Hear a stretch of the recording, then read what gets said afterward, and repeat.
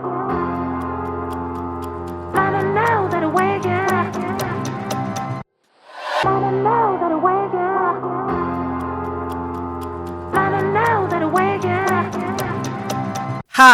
welcome to Pamela Price Unfiltered. I'm your host, Pamela Price, and this is the space and the place for real talk. This podcast is all about raw, unfiltered conversations on politics, law, culture, education, systemic racism, and current events shaping our world. We'll go beyond the headlines to dive deep into how some of our most pressing issues are impacting real people, real families, and our communities. My goal is to help you navigate the complexities of today's world. Each episode will tackle an issue, breaking it down in a way that's honest, informative, and actionable. We'll hear from community leaders, lawyers, activists, healers, and everyday people on the front lines of change. For those tuning in for the first time, I'm Pamela Price, a longtime attorney, political activist, and champion for justice. Please subscribe to my YouTube channel to watch the show and to my Substack to read the weekly word. Your support keeps the conversation raw and unfiltered. And you can listen to Pamela Price Unfiltered wherever you get your podcasts. Welcome to the show. Let's talk about it.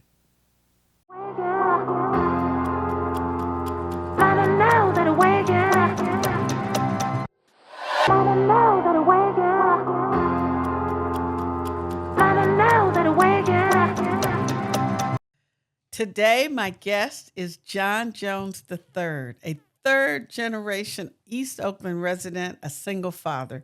He is the Director of Programs for Urban Strategies Council in Oakland. As a formerly incarcerated advocate, John seeks to transform his community by utilizing his experiences and expertise as a consultant, life coach, and subject matter expert.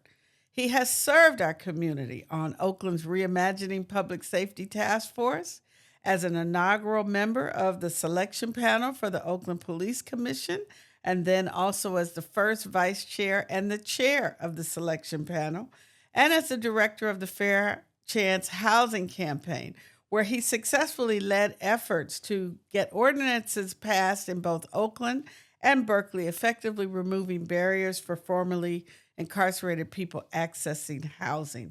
John is also currently a member of the African American Sports and Entertainment Group, known as AASEG, which is in the process of developing the Oakland Coliseum and recently entered into agreements with the Oakland City Council and the Alameda County Board of Supervisors to purchase the Coliseum complex.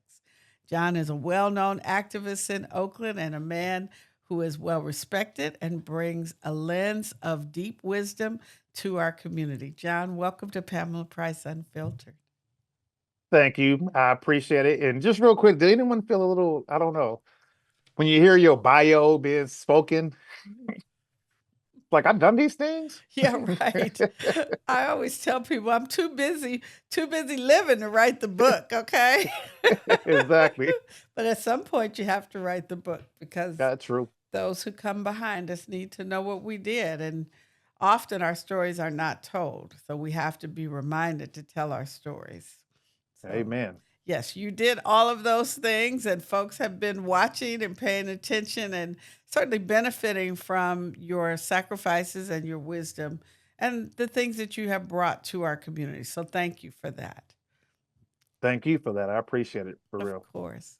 So one of the things that obviously you are a subject matter expert on is public safety in Oakland. And that's a hot button topic and has been a hot button topic for probably as long as I've been here, but certainly in the last 4 or 5 years, both before the pandemics, after when George Floyd happened, all of that. I mean, we've always had issues around public safety and what does that look like and what does it mean? So tell my audience from your perspective, what does public safety look like for Oakland? Oh, that's a great question. And to me, that's the most important question. Like, for real, what is public safety? What constitutes public safety? To me, is when everybody in the city of Oakland has fair access to education, to employment. It's a house is not just where you lay your head at, right? It's where you should feel the most safe, where every neighborhood has the things that other healthy neighborhoods have that experiences lower rates of crime and violence. It's about dignity, respect, and a value above all. Yeah. And equity, right? And it's so true. Absolutely. There are neighborhoods in Oakland. You go to certain parts of Oakland, people are not have not had the experience of being fearful. But you go to other parts of Oakland where, crime is a real issue and there's no denying it. And people are acting crazy and doing things. And yet those our communities tend to be over policed, and yet we also may be deemed to be the least safe. So tell me, what do you think about policing? What is policing for you? Great question. I think, and as we talk about public safety, right? For me, there's three elements, and certainly police is part of it. But I think it's important to start with the law or policy because really police is law enforcement. So we have to be clear on what it is that is the difference between what we think police should be doing and what they're actually tasked with doing. So if we start with the law and policy, we got to first ask ourselves, is these laws or policies, are they just? Are they moral? Are they reasonable? Can they be enforced?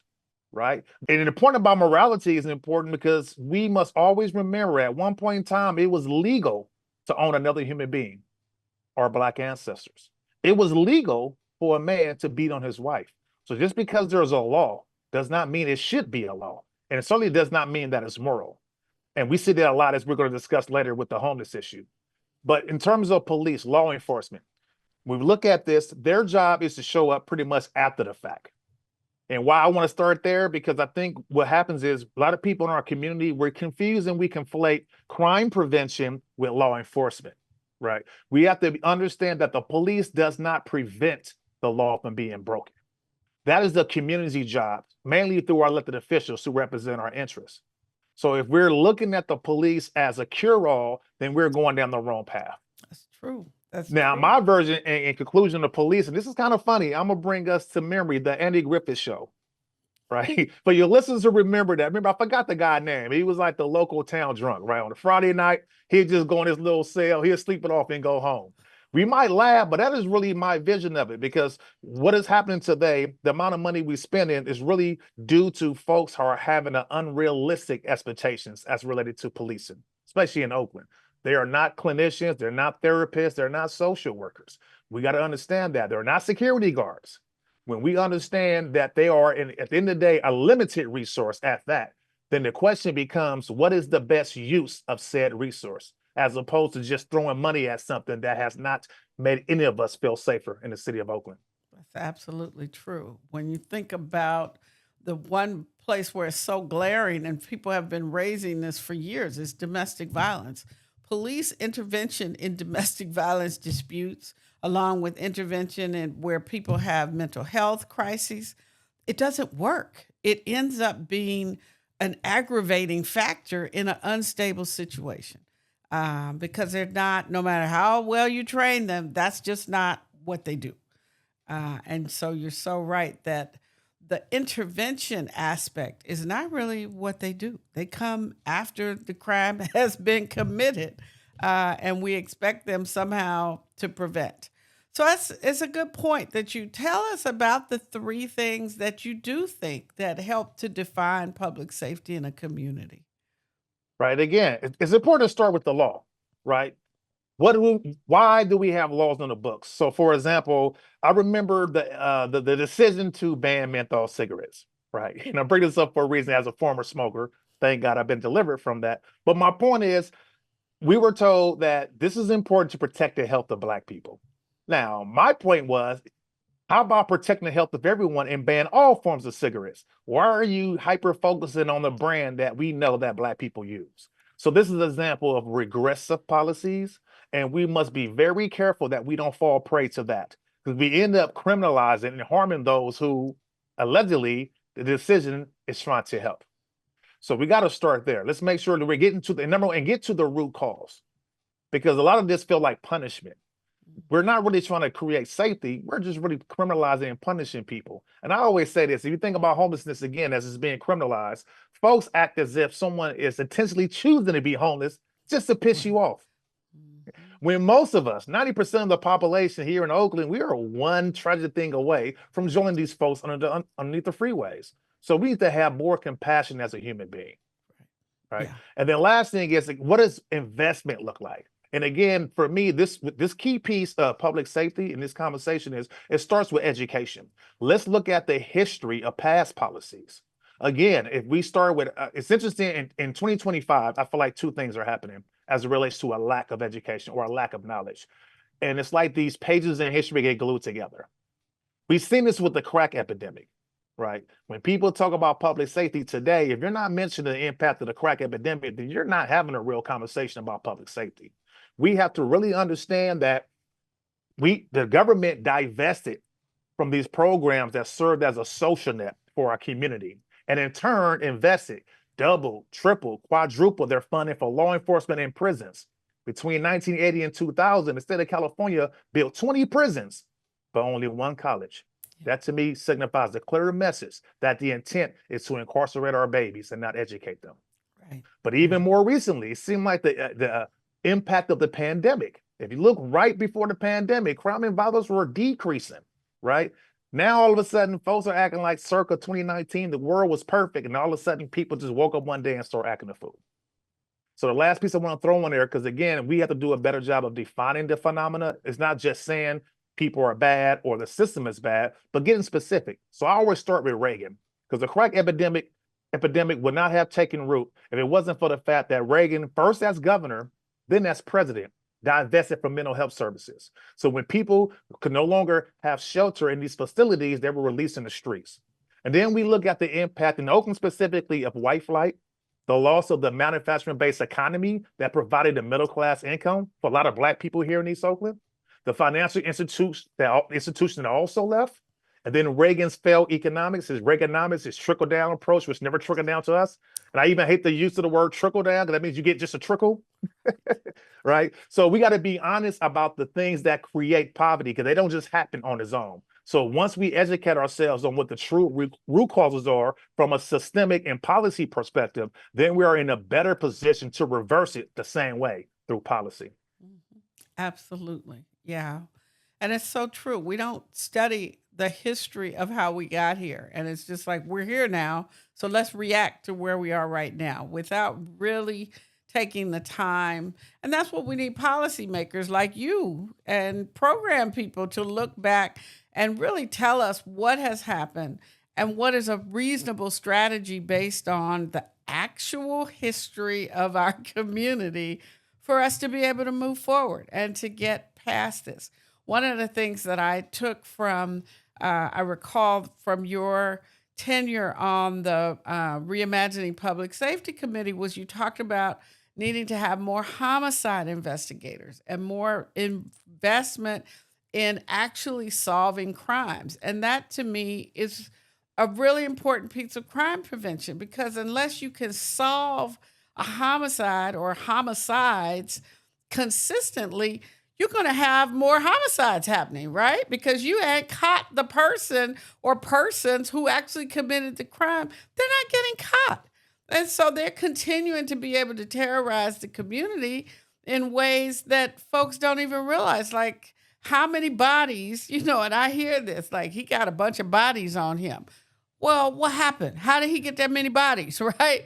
Like, where was the investment in investigation and really following up? And in fact, for Oakland, certainly using the technology. We know that our department is way behind on technology, way behind on organizational management.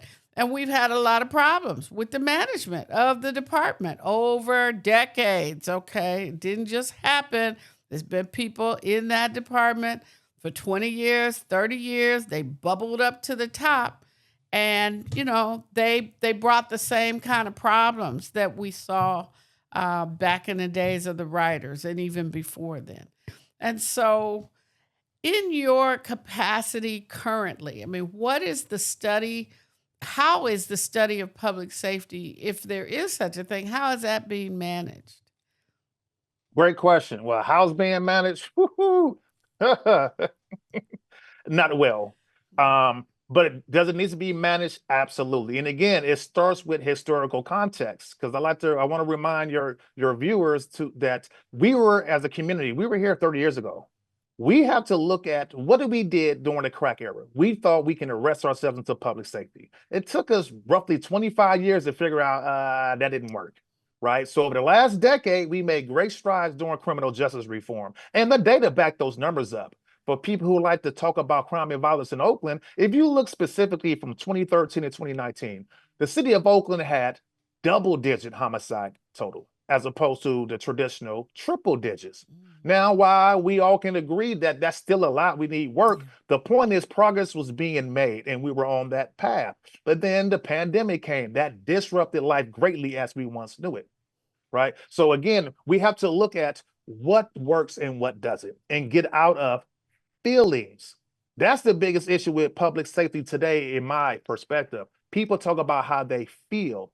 And I get that for some people, like anecdotal evidence, I feel unsafe may matter to them, but there's nothing logical about that whatsoever. And a perfect example is the data reflects a reduction in crime and violence last year. It's clear. But then if a person says, I don't feel that is true, then you're going to gravitate toward a narrative that's going to reinforce that. And what I hear now is, well, it's the subject of unreported acts of crime and violence. My counter to that is, it's not even really a counter. I would take that and add that, well, we always had a dynamic of crimes and violence being unreported. So even from that perspective, there's still a decrease, right? Because even today, the data shows that 911 calls have gotten quicker.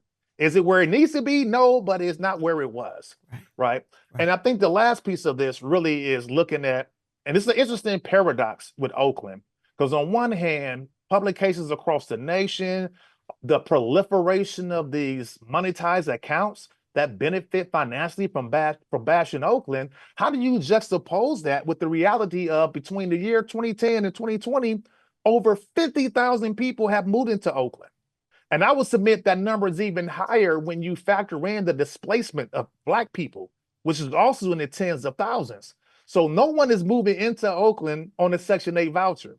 So if folks are moving into Oakland and they're dropping $1.2 million on a home, is Oakland really as bad as they're trying to make it seem? Or is it a scare tactic to divest from the communities who've been here long term and just to benefit the new ones? Mhm. That's the question, the conversation we need to be having. Absolutely right. The wealth gap is real, and we see the transformation of Oakland has always been a working class town and a place where you could get an apartment. You and I talked about you could get an apartment for $400. I had a studio, $400, right? And you can't do that now. And the rent is too damn high. Let's be clear about that. But let's talk about the paradox of the doom loop and the disparagement of Oakland locally, nationally, and the reality, which is really what you and I talked about as well. Tell my audience what a great town Oakland is. What are the great things about our city? You know, I've been blessed to travel in this country, and it seems like everywhere I go, literally everywhere I go. And it's interesting to me that even people already know I'm from Oakland. I have yet to meet a single person who had anything bad to say about Oakland. They say, "Oh, you're from the place for the Black Panthers," or they'll reference the hip hop or activists. Like Oakland has, in East Oakland in particular, I said that just because I'm from East Oakland, but I always share this. This is the greatness of Oakland at large. What do Too Short, Tom Hanks, and Bruce Lee have in common? Right?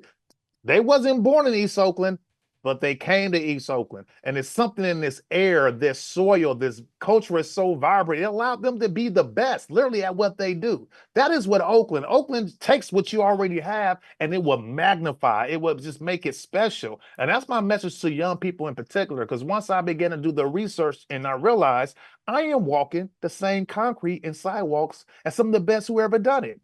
Whether you're talking about athletes, baseball, football, basketball, if you're talking about music, we can just go on and on. The actors, right? I was born at the same hospital as Max Baer Jr., who played Jethro in the Beverly Hillbillies.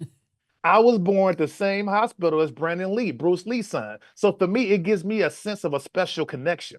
And I think that is what's the key issue with public safety. It's really the conflicting message in a lot of ways mirror how Black people have been portrayed historically in America. We know we great. But in order to make us feel inferior, then you have to create a campaign that constantly sends a message of that. Right. And the hope is that the people will somehow buy into that.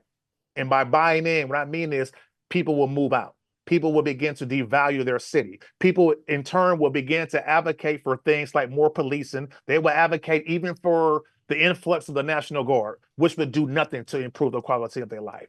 So we're seeing a manipulation on a psychological level, but on a national scale, because I want to add the other piece from a national level. We feel a lot intensely in Oakland because Oakland just has a global reputation. So for me, when that guy in the White House at 1600 Pennsylvania, when he mentioned Baltimore and Oakland, I say, hey, say that then, because I don't expect anything other from who he is. Mm-hmm. But the fact that you got my city in your mouth, you know what Oakland really is. I get the game you playing. But my point is this: if we look at this on the other level, one hand is about taking over the city, right? This city, San Francisco, you only can build up. Oakland, you can build out. We have the best weather. We have a port. Our transportation infrastructure is second to none. Right? Our proximity to two of the most prestigious universities in the world, Cal and Stanford. I get the plan. This is gentrification. This is a long-term plan that they thought of when they left Oakland. White people, let me be very specific what I'm talking about. White flight, when that occurred late 50s and the 60s, they abandoned the central city for a suburban community. And then they woke up one day and say, hey, we're not buying no water. And the pandemic proved it. They didn't have no toilet paper. We had toilet paper in the hood. I was telling people in the East, I know where we at. We got toilet paper. So my point is, this is all part of a process to take over the city. But on the national level, if you want to look at this politically, this is my viewpoint, and I've heard it echoed, and I believe it. It's about diluting. So first of all, on the West Coast, from Seattle to San Diego, the Black population decreased in every city. Yeah. So that lets me know it's part of a larger strategy. And I look at it as, if you want to look at it from a political perspective, it's about diluting the traditional blue centers. Right? If you look at a state like Pennsylvania, right? If you can get the voting population in Philadelphia, if you can get the people to vote who vote Democrat, if you get that to dip right below 80%, you can win the state, right? Same thing for Michigan, Detroit. So I call it the purpling effect. And even now here in Alameda County, where 20% of the people who voted for Trump. So this is strategic. And I want to add this last piece too. That's very important. There's a lot of new people in Oakland. A lot of new people. The tech sector, among other fields, have attracted people from around the world, not just from the Bay Area. So they are not necessarily coming from liberal places. They're coming from racist places, and you can see it. I said this back 10 years ago when we first started talking about the barbecue Becky incident, right? These things will never happen in traditional Oakland, right? People have always kicked it at Lake Mirror. We celebrated that. We had the festival at the lake. But if you coming in new, you're like, this is a nuisance. So for me, the term gentrifier, on this note, for me, it's a political term. A gentrifier is someone who moves into a community but refuses to become a part of that community. So they're trying to, wherever they're from, they're trying to remake Oakland to whatever their image is, and this is not that, right? So don't come to Oakland and say you love the Black Panthers, but then who they stood for, Black people among other marginalized people, you have an issue with, then you're really not following that spirit.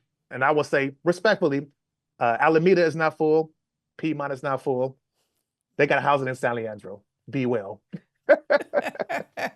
All right. Thank you for sharing that on Pamela Price Unfiltered.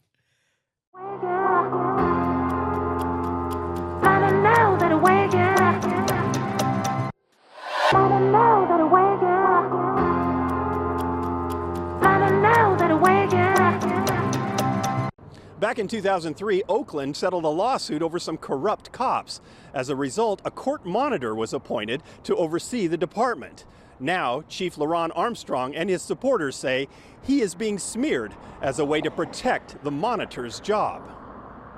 As he arrived at the Monday morning press conference, the look on Chief LaRon Armstrong's face showed what he thought of Mayor Shang Tao placing him on administrative leave pending an investigation.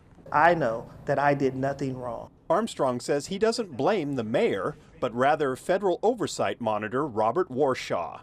For those that have been around here and have seen many chiefs fall, the common theme when those chiefs fall is that it comes based on the monitor's recommendation.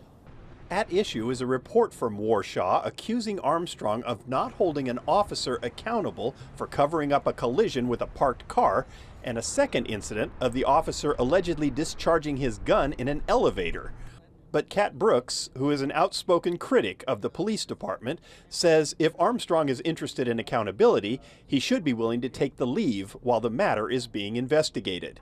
I don't think it's a smear campaign. I think it's police departments being held accountable, and law enforcement doesn't like to be held accountable, and they certainly don't like the power to investigate themselves being taken away. And so to me, that's what the bluster is about. Welcome to Legally Speaking. In January of 2023, the Oakland police chief fell out with the court-appointed monitor overseeing the department, ended up getting fired, and led the Oakland Police Department into a spiraling crisis that lasted almost 2 years. In June 2025, the Bay Area Council Economic Institute issued a report on public safety in Oakland. One of its key goals is to end federal oversight over the Oakland Police Department. In 2019, I represented the Coalition for Police Accountability and a group of citizen activists, and we filed a motion to intervene in the Ryder's case in the federal court. My guest today, John Jones III, was one of the named interveners. The court recognized the important role that my clients had played to help create the police commission and their long-term efforts around public safety issues in Oakland. At that time, Oakland Police Department had been under the consent decree known as the Negotiated Settlement Agreement, or NSA, for 16 years. And as I argued then, all of us who live there are acutely aware that we are not safe many times when we're dealing with OPD. And that is a perspective that, unfortunately, Your Honor, has not altered in the last 16 years, despite the court's best efforts, despite the efforts of plaintiffs' counsels, despite OPOA's efforts, because ultimately what people see on the street is what the court does not see. What people see on the street is what the monitor will never see. You will be provided with reports about how great things are, but you're never going to see the experience of people who are actually living in the neighborhoods. That has to come to you from the community. And we filed this motion because we believe that the community does have the ability to help this court to be both a bridge to the police commission, which we're not seeing that in any perspective here, as well as representing the interest, reflecting the interests of the community. The court decided in 2019 that it would not be effective or efficient to add another group of interveners in the Ryder's case. The OPOA was the only intervener at that time. While the court expressed appreciation for the coalition's work over many years, the court's view was that adding more people to the case would not make the litigation more efficient or assist him in resolving the legal issues presented to him. Fast forward to June 2025, the Bay Area Council Economic Institute issued its report on public safety in Oakland with a series of recommendations. One of its key goals is to end the negotiated settlement agreement. And the report expresses a desire to, guess what, intervene in the Ryder's case. They say that other key stakeholders, meaning large landlords and developers, should insert themselves into the judicial process by showing that court monitoring is no longer necessary in Oakland and that it may be doing more harm than good to overall public safety structures. Ironically, this proposed strategy ignores the history of the NSA and the community's prior efforts to transfer oversight from the court to the Oakland Police Commission. It also overlooks recent scandals where a seasoned veteran homicide detective was accused of bribing witnesses and lying under oath, where the last two police chiefs and high-ranking members of the department have been disciplined for misconduct in office. The Bay Area Economic Council seems to also forget, as my guest John Jones III pointed out, Oakland Police Department is essentially on probation for crimes committed against our community. And it seems that OPD cannot successfully complete its probation. Asking the court to relieve OPD from the obligations imposed by the negotiated settlement agreement without requiring OPD to complete its probation would be a strange way of protecting public safety. We all want to end federal monitoring. For July, the court just ordered the city to pay the monitor more than $30,000 for 1 month. Multiply that by a year or 22 years. It really is up to Oakland city leaders to bring the Oakland Police Department into compliance with the negotiated settlement agreement as soon as possible, by any means necessary.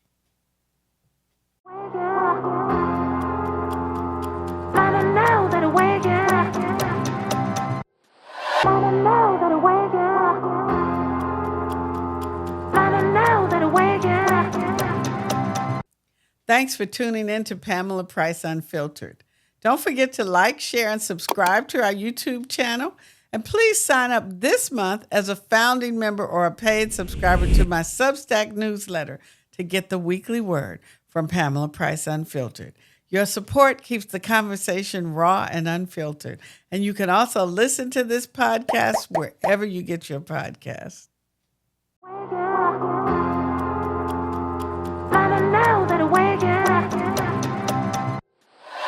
Know that away.